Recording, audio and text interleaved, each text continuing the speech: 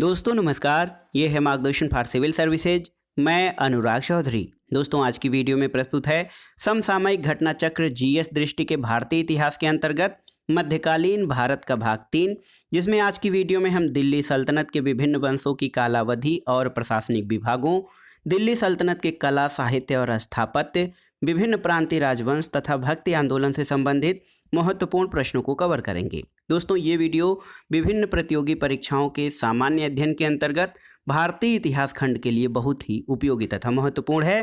तो आइए शुरू करते हैं आज का वीडियो। मध्यकालीन भारत के इतिहास से संबंधित महत्वपूर्ण प्रश्नों का तीसरा भाग।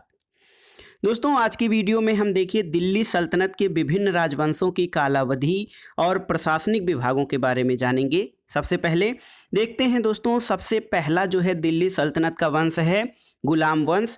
इसके बाद खिलजी वंश, फिर तुगलक वंश, सैयद वंश और लोदी वंश आता है। तो देखिए दिल्ली सल्तनत में जो विभिन्न वंश हैं उसमें सबसे पहले गुलाम, फिर खिलजी, फिर तुगलक, सैयद और लोदी वंश आता है। गुलाम वंश की कालावधि दोस्तों 1206 से 1290 ईस्वी है। खिलजी वंश का शासनकाल 1290 से 1320 ईस्वी। तुगलक वंश का शासनकाल 1320 से 1412 ईस्वी। सैयद वंश का जो काल है वो 1414 से 1451 ईस्वी और लोदी वंश 1451 से 1526 ईस्वी। अब आइए देखते हैं दिल्ली सल्तनत में जो विभिन्न प्रशासनिक विभाग रहे उनके बारे में। देखिए दोस्तों, दीवाने मुस्तक राज जो राजस्व विभाग था, इसको सल्तनत काल में दीवाने मुस्तक राज कहा जाता था। दीवाने रियासत बाजार नियंत्रण विभाग था। दीवाने अमीर को ही आसान सहायक कृषि विभाग को दीवान ए अमीर को ही कहा जाता था। दीवाने खैरात दान विभाग था और दीवाने बंदगान ये दास विभाग को कहा जाता था। अब आइए देखते हैं सैन्य संगठनों के बारे में। दोस्तों सैन्य संगठन जो थे दिल्ली सल्तनत में ये दशमलव प्रणाली पर आधारित था। इसमें देखिए घुड़सवारों की टुकड़ी के प्रधान को क्या कहा जाता था? सरेखेल। बहुत ही महत्वपूर्ण है दोस्तों, सरेखेल जो था ये घुड़सवारों की टुकड़ी का प्रधान होता था। 10 सरेखेल एक सिपहसालार कहलाता था और 10 सिपहसालार एक अमीर, 10 अमीर एक मलिक, 10 मलिक एक खान और सेना का मुख्य सेनापति जो है वो सुल्तान होता था। तो देखिए घुड़सवारों की टुकड़ी का प्रधान सरेखेल, 10 सरेखेल एक सिपहसालार के बराबर होता था। 10 सिपहसालारों का जो नियंत्रण करता होता था अमीर कहलाता था। 10 अमीर एक मलिक के बराबर होता था और 10 मलिक को एक खान कहा जाता था और सेना का मुख्य सेनापति सुल्तान होता था। दोस्तों सल्तनत कालीन मुद्रा के बारे में जानते हैं। तो सल्तनत काल में 2 प्रमुख मुद्राएं प्रचलित थीं। एक तो चांदी का टंका और तांबे का जीतल। टंका और जीतल का अनुपात दोस्तों ये 1 और 48 के अनुपात में था, यानी एक टंका जो चांदी था वो 48 जीतल के बराबर होता था। तो एक चांदी या एक टंका 48 जीतल के बराबर होता था। दोस्तों अलाउद्दीन मसूद शाह के सिक्के सबसे पहले बगदाद के अंतिम खलीफा का नाम इस पर अंकित किया गया था और उसका नाम था खलीफा अल मुस्तसीम। तो सही उत्तर देखिए अलाउद्दीन मसूद शाह के सिक्कों पे सबसे पहले बगदाद के अंतिम खलीफा का नाम अंकित किया गया था, खलीफा अल मुस्तसीम। अब कर निर्धारण व्यवस्था के बारे में आइए देखते हैं। दोस्तों फिरोज तुगलक ने कुरान के नियमानुसार कर निर्धारण किया और 4 प्रकार के कर लगाने की इसने अनुमति दी थी: खराज, जजिया, खुम्स यानी लूट का धन और जकात। सिकंदर लोदी ने गड़े हुए खजाने में से कोई हिस्सा नहीं लिया था। और दोस्तों सल्तनत काल में जो शासन की सबसे छोटी इकाई होती थी वो ग्राम होती थी और ग्राम स्तर पर भू राजस्व का सर्वोच्च अधिकारी चौधरी कहलाता था। विजारत, दोस्तों विजारत जो थी इसको इस्लामी संविधान में मान्यता थी और एक संस्था के रूप में अपनाने की प्रेरणा अब्बासी खलीफाओं ने फारस से ली थी। प्रथम वजीर अब्बास फजल बिन अहमद था जो कि महमूद गजनवी के शासनकाल में। राज्य का प्रधानमंत्री वजीर होता था, राजस्व विभाग का प्रधान भी वजीर होता था और तुगलक काल जो है विजारत का स्वर्ण काल कहा जाता है और फिरोज तुगलक के समय में ये अपने चरमोत्कर्ष पर रहा। अब आइए देखते हैं दिल्ली सल्तनत में कला और स्थापत्य से संबंधित महत्वपूर्ण प्रश्नों को। देखिए दोस्तों, दिल्ली सल्तनत में कला और स्थापत्य से संबंधित महत्वपूर्ण कार्य हुए थे। देखिए सबसे पहला जो है कुतुबुद्दीन ऐबक। कुतुबुद्दीन ऐबक ने दोस्तों अजमेर में 2.5 दिन का झोपड़ा का निर्माण करवाया। दिल्ली में कुव्वतुल इस्लाम मस्जिद और कुतुब मीनार का निर्माण इसने प्रारंभ करवाया था, जिसको इल्तुतमिश ने पूरा किया था। दोस्तों इल्तुतमिश के जो निर्माण कार्य हैं उसमें सुल्तानगढ़ी, हौज ए शमसी, शमसी ईदगाह और अतरकीन दरवाज़ा, ये सब इल्तुतमिश के निर्माण कार्य हैं। इसके अलावा कुतुबुद्दीन ऐबक के द्वारा जो कुतुब मीनार का निर्माण कार्य प्रारंभ किया गया था उसको भी इल्तुतमिश ने पूरा करवाया था।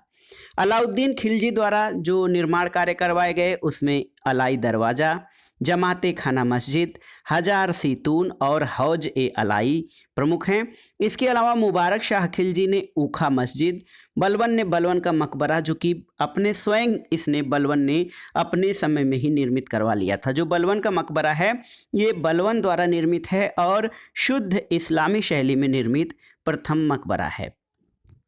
दोस्तों जमात ए खाना क्या थी? तो दोस्तों जमात ए खाना, और आपको बताना है जमात ए खाना का निर्माण किसने करवाया था। आपकी जानकारी के लिए बता दें कि जमात ए खाना पूर्णतः इस्लामी शैली में निर्मित प्रथम मस्जिद रहा और विशुद्ध इस्लामी शैली में निर्मित प्रथम मकबरा ये बलबन का मकबरा था, जिसका निर्माण उसने स्वयं करवाया था। कुतुब मीनार के बारे में कुछ तथ्य देख लेते हैं दोस्तों। देखिए कुतुब मीनार के बारे में जो महत्वपूर्ण तथ्य हैं, इसका निर्माण कार्य कुतुबुद्दीन ऐबक के द्वारा प्रारंभ करवाया गया और इल्तुतमिश के द्वारा पूर्ण करवाया गया था। चौथी मंजिल जब इसकी क्षतिग्रस्त हो गई तो चौथी मंजिल के स्थान पर फिरोज शाह तुगलक के द्वारा 2 और मंजिलों का निर्माण करवाया गया। तो इस प्रकार कुतुब मीनार अब 5 मंजिला मीनार है। देखते हैं दोस्तों यहाँ पर कुछ महत्वपूर्ण जो निर्माण कार्यों में है स्थल और स्थापत्य। देखिए गुलबर्गा में जामा मस्जिद है, दिल्ली में कुव्वतुल इस्लाम मस्जिद है, मालवा में जहाज महल है और जौनपुर में अटाला मस्जिद है। और जौनपुर सिराज ए हिंद कहा जाता था अपने चरमोत्कर्ष के काल में। तो गुलबर्गा की जामा मस्जिद प्रसिद्ध है, दिल्ली में कुव्वतुल इस्लाम मस्जिद और मालवा में जहाज महल और जौनपुर में अटाला मस्जिद है। दोस्तों यहाँ पर देखिए कुछ महत्वपूर्ण वास्तुशैली और उनसे संबद्ध राजवंश जो हैं। देखिए सरकी राजवंश की महत्वपूर्ण विशेषता थी झुकी हुई दीवारों के साथ विशाल मुख्य द्वार। खिलजी वंश में मेहराब की निचली सतह पर कमल कल की झालर होती थी। विजयनगर साम्राज्य में स्तंभों की बोदी गोई का प्रयोग किया गया था। और तुगलक वंश में दोस्तों, तुगलक वंश के शासनकाल में अष्टभुजी मकबरों का उदय हुआ था। अब आइए देखते हैं आगे दक्षिण भारतीय राजवंश और उनकी राजधानियां। ये प्रश्न भी बहुत ही महत्वपूर्ण है क्योंकि यहाँ से बार बार प्रश्न पूछे जाते हैं। देखिए पल्लव राजवंश की राजधानी कांची थी, पांड्य की राजधानी मदुरा या मदुरै, यादव वंश की राजधानी देवगिरी और काकतीय वंश की राजधानी वारंगल थी। दोस्तों यहाँ पर देखिए सल्तनत काल के कुछ मुख्य विशेषताओं पे आते हैं। तो यहाँ पर देखिए दोस्तों सल्तनत काल में जो अधिकांश अमीर और सुल्तान होते थे वो तुर्क वर्ग से संबंधित थे। सुल्तान जो होता था वो केंद्रीय शासन का प्रधान होता था और अमीर सबसे प्रभावशाली पदों पर नियुक्त व्यक्तियों को दी गई संज्ञा होती थी और इनका प्रभाव उस समय और भी अधिक होता था जब सुल्तान अयोग्य हो और निर्बल अथवा अल्पवयस्क होता था। शासनकाल तो सल्तनत काल में जो शासनकाल था इसमें तुगलक वंश का शासन सबसे लंबा रहा, यानी तुगलक वंश ने सल्तनत काल में सबसे अधिक समय तक शासन किया और खिलजी वंश का शासन सबसे कम समय तक रहा। अब आइए देखते हैं विभिन्न विभाग और उनकी कार्यविधि। विभिन्न विभाग और उनकी कार्यविधि के बारे में देखिए दोस्तों यहाँ पर बहुत ही महत्वपूर्ण है। ये देखिए दीवाने अर्ज जो होता था ये सैन्य विभाग होता था। दीवाने रिसालत धार्मिक मुद्दे या विदेश मामलों में देखरेख का कार्य करता था। इसके अलावा दीवाने वजारत ये दोस्तों वित्तीय मामले और राजस्व विभाग का निरीक्षण या देखभाल करता था। दीवाने इंशा ये सरकारी पत्र व्यवहार का विभाग था। कुछ महत्वपूर्ण कृतियां और उनके लेखक जो सल्तनत काल से संबंधित महत्वपूर्ण कृतियां हैं आइए उनको देख लेते हैं। जमावियुल हियाकात ये सदरुद्दीन मोहम्मद औफी की रचना है। हकाइक ए हिंदी अब्दुल वाहिद बिलग्रामी की रचना है। कुंजुल तिजार ये बैलक अल कबायाकी की रचना है। और तजीबुल अखलाक इब्न मिस्काविया की रचना है। तो ये बहुत ही महत्वपूर्ण है, सल्तनत काल के कुछ कृतियां थीं और उनके लेखक। अब आइए देखते हैं दोस्तों दिल्ली सल्तनत कालीन साहित्य के बारे में। दोस्तों दिल्ली सल्तनत कालीन समय में अमीर खुसरो का नाम बहुत ही महत्वपूर्ण है। अमीर खुसरो का मूल नाम जो था अबुल हसन यामुनुद्दीन खुसरो था। इनका जन्म 1253 ईस्वी में पटियाली कासगंज उत्तर प्रदेश में हुआ था और इन्होंने अपने आप को तूतिए हिंद या तोता हिंद कहा था। और दोस्तों इनकी रचनाओं में देखिए किरान उस सादेन, तारीख़ दिल्ली, मिफ्ताह उल फुतूह, खजाइन उल फुतूह, आशिका, नूर सिपहिर और तुगलकनामा है। दोस्तों ये पहले मुसलमान थे जिन्होंने भारतीय होने का दावा किया था और कव्वाली संगीत शैली के प्रारंभिक रूप के आरंभकर्ता अमीर खुसरो को माना जाता है। और फारसी काव्य शैली सबक ए हिंदी के जन्मदाता अमीर खुसरो थे और इन्होंने तबला और सितार का भी प्रचलन किया था। तो एक प्रकार से देखा जाए तो अमीर खुसरो दोस्तों बहुआयामी प्रतिभा के धनी व्यक्तित्व थे। इन्होंने संगीत, साहित्य, लेखन, तबला, सितार और सबसे महत्वपूर्ण बात दोस्तों हिंदी में खड़ी बोली के प्रथम प्रयोगकर्ता अमीर खुसरो को माना जाता है।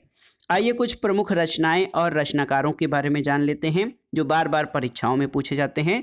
तबकाते नासरी मिन्हास उस सिराज की रचना है।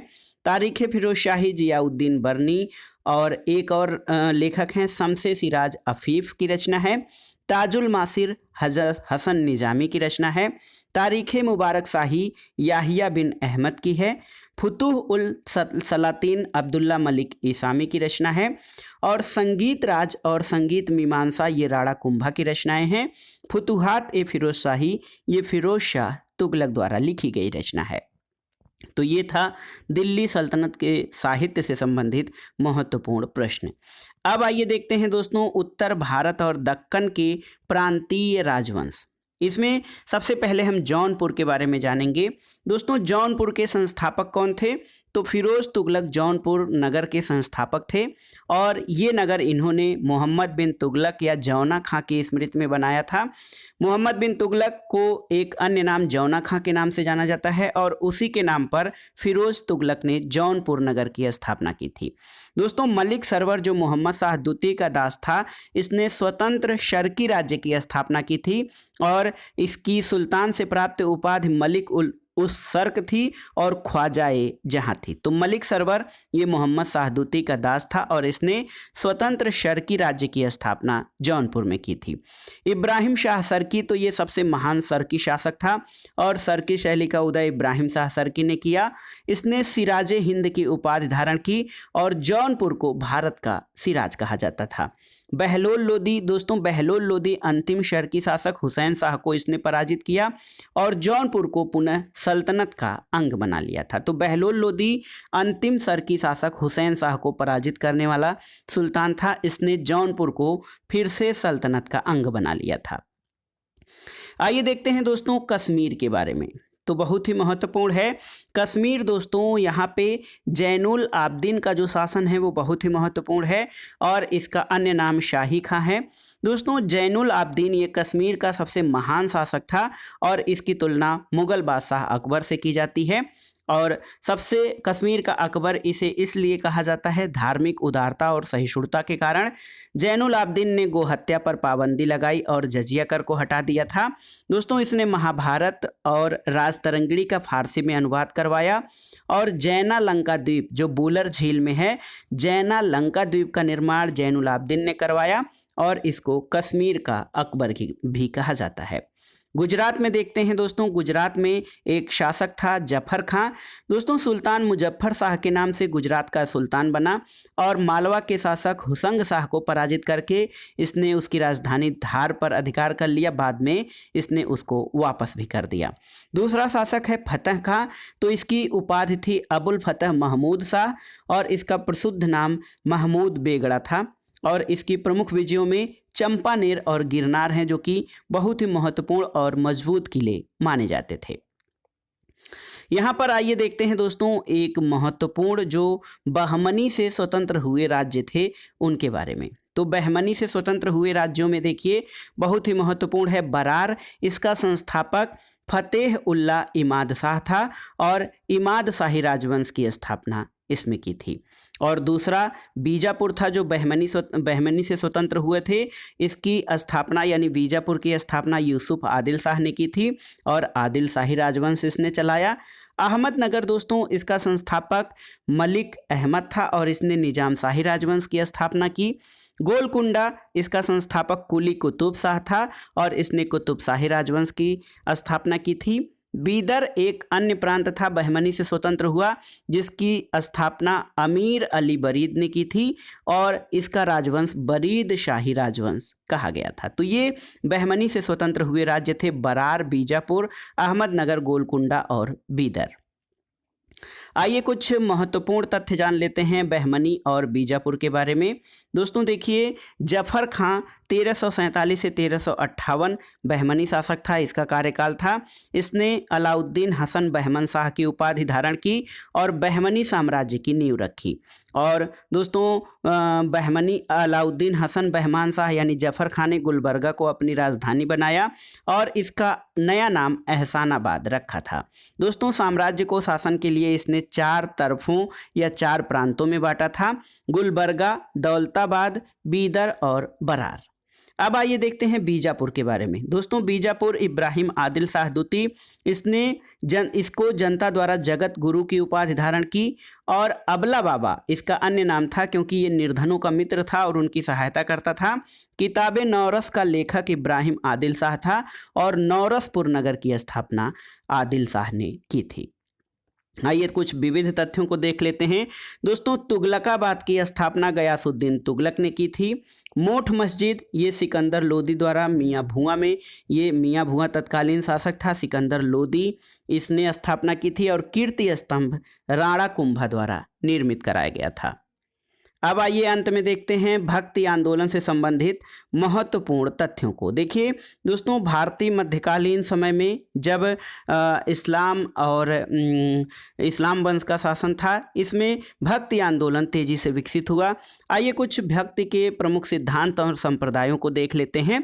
देखिए शंकराचार्य ने अद्वैतवाद का प्रवर्तन किया, रामानुजाचार्य विशिष्टाद्वैतवाद से संबंधित हैं, माधवाचार्य द्वैतवाद से, निम्बार्काचार्य द्वैताद्वैतवाद से, वल्लभाचार्य का शुद्धाद्वैत या पुष्टि मार्ग है और शंकर देव का एक शरण संप्रदाय है।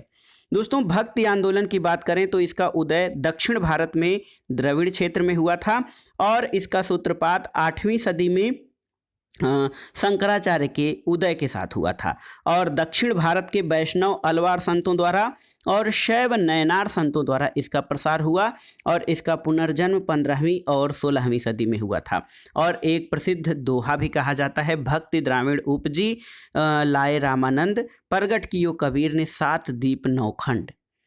अब आइए देखते हैं दोस्तों रामानंद के बारे में।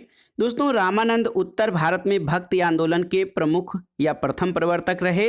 रामानंद के जन्म के बारे में कई बार पूछा है कि इनका जन्म कहाँ हुआ था, तो याद रखिए 1299 में रामानंद का जन्म प्रयाग यानी इलाहाबाद में हुआ था। रामानंद ने सगुण ब्रह्म में विश्वास किया और इन्होंने संदेशों का प्रचार प्रसार हिंदी भाषा में अपने किया और कबीर जो हैं इनके 12 शिष्यों में से महत्वपूर्ण थे। कबीर के बारे में कुछ तथ्य जान लेते हैं। दोस्तों कबीर दास का पालन पोषण नीरू और नीमा नाम के जुलाहे दंपत्ति ने किया था। इनका जन्म वाराणसी के लहरतारा तालाब के पास हुआ था। दोस्तों वीजक जो है ये कबीर के उपदेशों का संकलन है। इनकी रचनाओं में साखी, शबद और रमैनी आते हैं। और अमर मूल क्या है दोस्तों? अमर मूल धर्मदास के साथ कबीर के संवादों का संकलन अमर मूल कहलाता है। आइए जानते हैं दोस्तों कुछ महत्वपूर्ण तथ्यों को और देख लेते हैं। यहाँ पर 12 ज्योतिर्लिंग कौन कौन से हैं इनके बारे में जानते हैं। दोस्तों महाकालेश्वर, ओंकारेश्वर, मल्लिकार्जुन स्वामी, नागेश्वर, सोमनाथ, इसके अलावा दोस्तों त्रयंबकेश्वर, घृणेश्वर, भीमाशंकर, रामेश्वरम, केदारनाथ, विश्वनाथ और वैद्यनाथ, ये 12 ज्योतिर्लिंग है जो कि शैव धर्म से संबंधित हैं। आइए देखते हैं सिख धर्म के प्रवर्तक गुरु नानक देव के बारे में। दोस्तों, गुरु नानक देव का जन्म 1469 ईस्वी में तलवंडी ननकाना साहब पाकिस्तान में हुआ था और इनकी मृत्यु 1539 ईस्वी में हुई थी। दोस्तों, सिख धर्म की स्थापना गुरु नानक के समय में गुरु नानक देव ने सिकंदर लोदी के समय में की थी। तो एक प्रश्न ये बन सकता है कि सिख धर्म की स्थापना के समय शासक कौन था? तो सिकंदर लोदी था। और गुरु नानक देव ने एकेश्वरवाद में विश्वास किया और इन्होंने निर्गुण ब्रह्म की उपासना पर बल दिया। गुरु का लंगर, तो दोस्तों ये मुफ्त सामुदायिक रसोई है, मुफ्त सामुदायिक रसोई। इसकी शुरुआत गुरु के लंगर के रूप में हुई थी और दोस्तों अनुयायी जाति पर ध्यान दिए बिना सामूहिक भोजन ग्रहण करते थे। और गुरु नानक देव का महत्वपूर्ण कथन है कि ईश्वर व्यक्ति के गुणों को जानता है पर वह उसकी जाति के बारे में नहीं पूछता है, क्योंकि दूसरे लोक में जाति नहीं है। अब आइए लास्ट में देखते हैं महाराष्ट्र में भक्ति आंदोलन से संबंधित महत्वपूर्ण तथ्य। तो दोस्तों, महाराष्ट्र के संत नामदेव भक्ति आंदोलन से संबंधित महत्वपूर्ण संत रहे हैं। इन्होंने भक्ति आंदोलन को लोकप्रिय बनाया। विशोभा खेचर, दोस्तों ये नामदेव के गुरु थे और नामदेव वारकरी संप्रदाय से संबंधित थे। विशोभा खेचर या खेचरनाथ, ये रहस्यवादी जीवन की दीक्षा इन्होंने नामदेव को दी थी और ज्ञानदेव ने ईश्वर के सर्वव्यापी स्वरूप से परिचय कराया। दोस्तों, नामदेव के कुछ गीतात्मक पद्य जो हैं ये गुरु ग्रंथ साहब में संकलित किए गए हैं। तो महाराष्ट्र में भक्ति आंदोलन से संबंधित महत्वपूर्ण संत नामदेव थे और विशोभा खेचर या खेचरनाथ इनके गुरु थे, जिससे इन्होंने रहस्यवादी जीवन की शिक्षा ली थी। तो दोस्तों, ये था आज का वीडियो समसामयिक घटना चक्र जीएस दृष्टि के भारतीय इतिहास के अंतर्गत मध्यकालीन भारत का भाग 3, जिसमें आपने दिल्ली सल्तनत से संबंधित विभिन्न वंशों की कालावधि, प्रशासनिक विभाग, साहित्य, कला, स्थापत्य, विभिन्न प्रांतीय राजवंश और भक्ति आंदोलन से संबंधित महत्वपूर्ण प्रश्नों को पढ़ा है। ये प्रश्न आपके आगामी परीक्षाओं के लिए बहुत ही उपयोगी और महत्वपूर्ण हैं। और सबसे महत्वपूर्ण बात ये कि इस वीडियो से आप कम समय में महत्वपूर्ण प्रश्नों को एक जगह पर आप रिवाइज कर सकते हैं। वीडियो आपको कैसा लगा हमें कमेंट बॉक्स में जरूर बताइएगा। वीडियो को लाइक करें, शेयर करें और इस चैनल मार्गदर्शन फॉर सिविल सर्विसेज को सब्सक्राइब करें। वीडियो देखने के लिए धन्यवाद दोस्तों, नमस्कार।